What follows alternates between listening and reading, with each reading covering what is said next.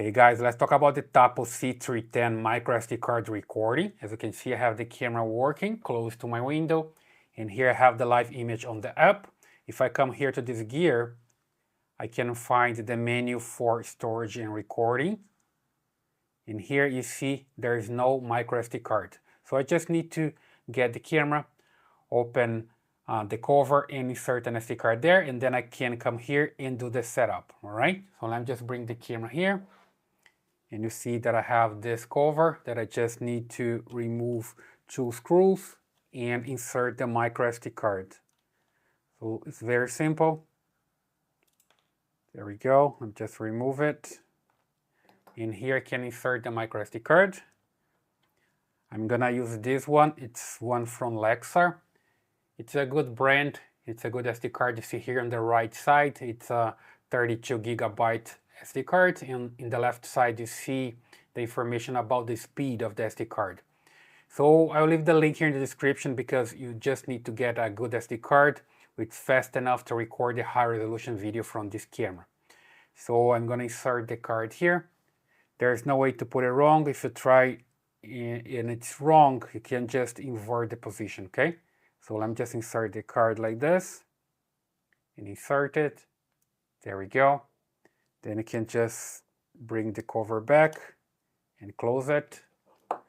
Remember, there are 2 screws. The first one is here, then the second one. Okay, so it's ready to go. Let me just put the camera back there. And from here, I still see no micro SD card because I just need to refresh here, or at least I can just close the Tapo app and open it again. Then it's going to find the SD card there, right?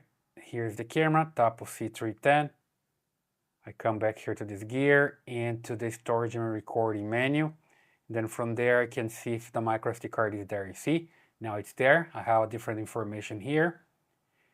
And now I just need to format the SD card. So I just tap here, format micro SD card, and just wait for it to finish. You see that takes a while to format here. It depends on the size of your card. It could take longer, right? Okay, so format successfully. I just hit OK. And now it's time to set up. So you just need to check that there's the loop recording enabled, just like I have here. So basically the camera is going to delete the old videos and record the new ones. It's always have like the last recordings available. And then I come back and check the recording schedule. You see here that I have detecting recording for everything. And I can also come here and select continuous recording. If I just edit this page, I can paint whatever I want to have continuous recording. Then I just hit save. And the camera is going to record with motion detection and also with continuous recording. And back here, just make sure to have local recordings and record sound if you want to record audio. And it's important also to come here to the detection menu and make sure that you have the area selected for recording. See here that I can set for the entire area.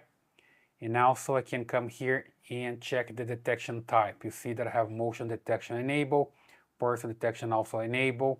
I have other options here for line crossing detection, area intrusion detection, and camera tampering, which means when somebody blocks the camera, you get an alert, and also it starts recording based on this detection type, okay?